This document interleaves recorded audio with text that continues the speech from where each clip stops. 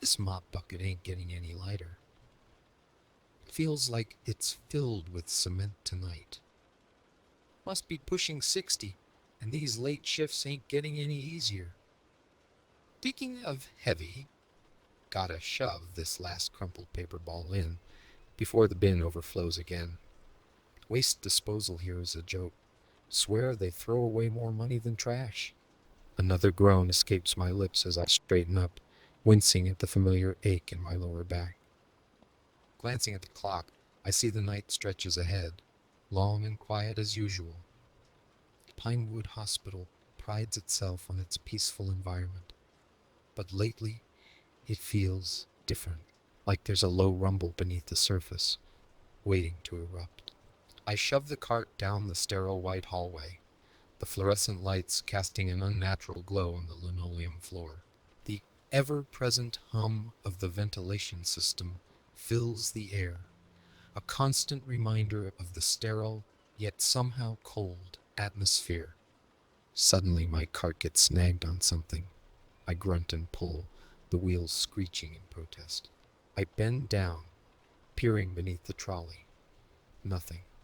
Just the same sterile white floor stretching into the abyss of the hallway. Shaking my head, I continue pushing the cart, a shiver crawling down my spine despite the stifling heat. I rub my arms, trying to shake off the sudden chill. Maybe I should have grabbed a sweater. Then I hear it, a faint whisper, barely audible, like leaves rustling in the wind. It comes from the end of the hallway, near the restricted area, the surgical wing. That place always gives me the creeps. It's always locked, always silent, except for the constant low hum that seems to emanate from within its walls. I stop, straining my ears. Did I really hear something? Or is it just the late night wonky brain playing tricks on me? I take a tentative step forward, the mop bucket feeling heavier with each step. Another whisper, this time clearer. It sounds almost like laughter that chills me to the bone. My heart starts hammering against my ribs, and I swear the air around me suddenly feels colder. Nope, nope, nope. Not going there. Not tonight. Whatever's lurking in that locked hallway can stay there. Turning on my heel, push the cart with renewed vigor, the eerie laughter echoing in my head long after I disappear around the corner. Back to mopping. Back to the familiar, even if it's boring as watching paint dry. At least it's not alive, right? Nightmares clung to me like cobwebs all day, the unsettling laughter replaying in my head whenever I closed my eyes. Must have been the stale cafeteria food again, giving me the night terrors. But still, that chilling whisper couldn't shake the feeling it was more than just my imagination. By the time my night shift rolled around, the unease gnawed at me like a persistent itch. As I started cleaning the nurse's station, I saw Maria, her face etched with worry. "Hey, John," she greeted, her voice barely a whisper. "Did you hear anything last night?" I hesitated, my mind flashing back to the hallway. Hear what? I lied, feeling a pang of guilt prickle my conscience. She gave me a searching look, her brow furrowed. "Never mind," she said finally, her voice laced with disappointment. "Just forget it." There was a tension in the air, a sense of unspoken secrets hanging heavy between us. I wanted to tell her, to share the unsettling whispers, but a strange fear kept me silent. What if I was just imagining things? What if I sounded like a crazy old fool? Just then, a new patient, Mr. Evans, was wheeled into the station. His pale face and trembling hands sent a wave of sympathy through me. "Don't worry, Mr. Evans," Maria soothed, her voice gentle. "Dr. Walsh is one of the best surgeons we have." "Mr. Evans," his voice barely a croak, rasped. "Best, huh?" "That what they all say before," he trailed off, his eyes flickering with fear. My gut clenched. Before what? I couldn't help myself. He looked at me, his gaze pleading.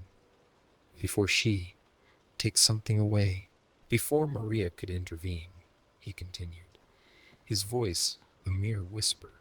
Dr. Walsh, she takes something, and they come back different. His words hung in the air, heavy with accusation. My blood ran cold. What the hell was he talking about? Before I could ask, Mr. Evans was whisked away towards the restricted wing, his words echoing in my head like a death knell.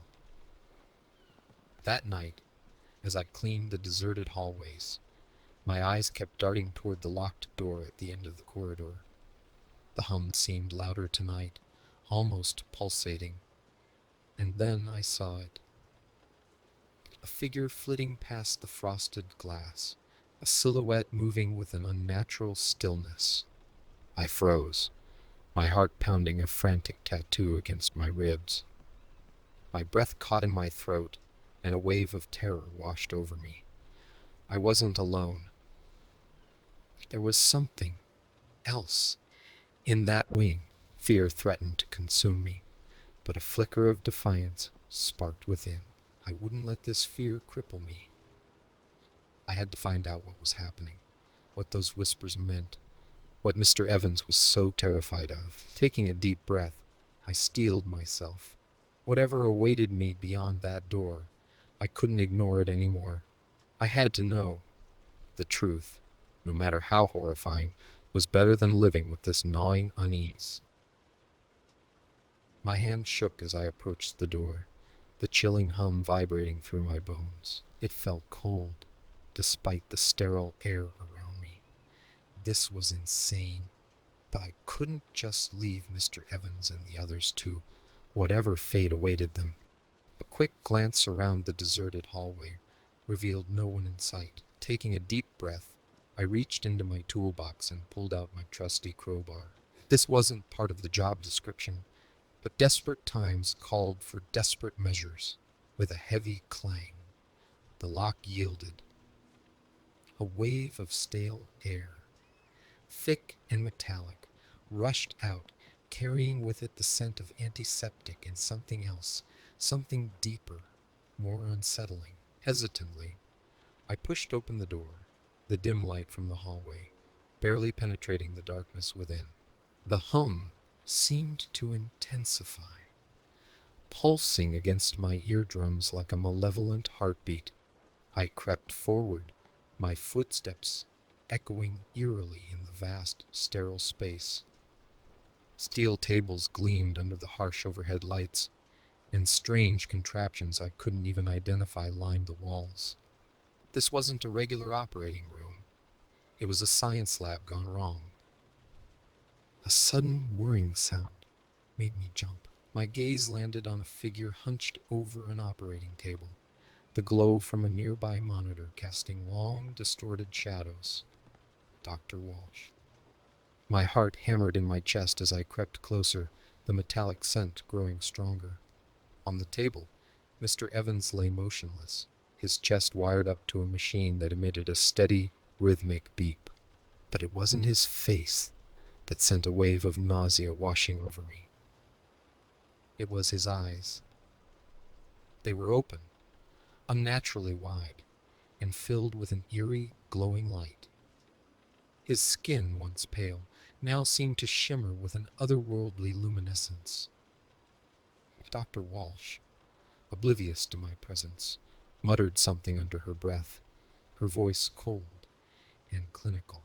"Just a little more, Mr. Evans," she said, her words devoid of any human warmth. "Soon you'll be perfect." Perfect? My blood ran cold. What in the hell was she doing? What did she mean by perfect? Before I could process the horror unfolding before me, a high-pitched whine filled the air. The machines around Mr. Evans started blinking red, alarms blaring. Dr. Walsh cursed, her face contorted in frustration. "No!" she screamed, her voice filled with desperation. Suddenly, The glow emanating from Mr. Evans intensified, blinding white. The machine sputtered and died, the alarms falling silent. In that moment, a feeling of pure dread, of something twisted and unnatural, washed over me. I stumbled back, knocking over a metal tray with a deafening clang. Dr. Walsh spun around, her eyes widening in shock as she saw me. "John?" she hissed, her voice laced with venom. "What are you doing here?" My voice caught in my throat. All I could do was point a trembling finger at Mr. Evans, the lifeless shell on the table now eerily silent.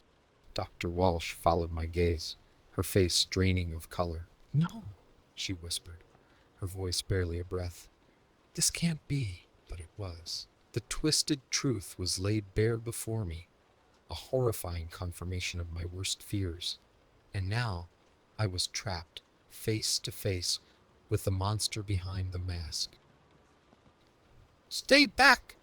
Dr. Walsh lunged for me, her usually composed face contorted with a mix of fear and fury. Her hand shot out, grabbing a scalpel from a nearby tray. I instinctively dodged, adrenaline pumping through my veins. This wasn't a mop I was facing anymore.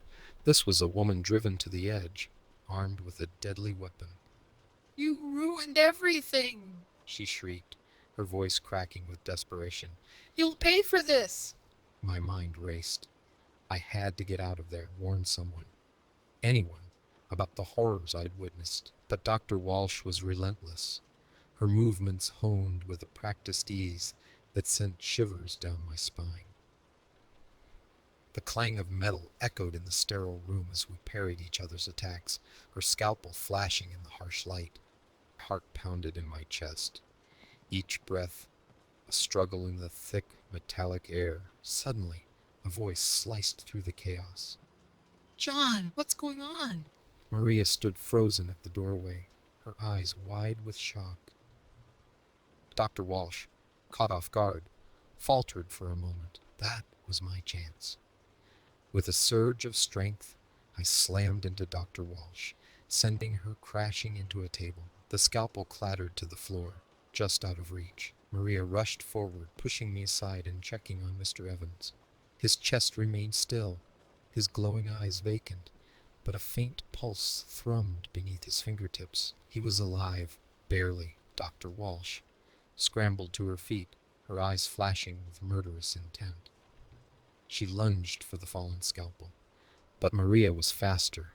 Reaching down, she grabbed a metal rod and swung it with all her might, catching Dr. Walsh on the shoulder. The doctor screamed, clutching her injured arm, her face contorted in pain.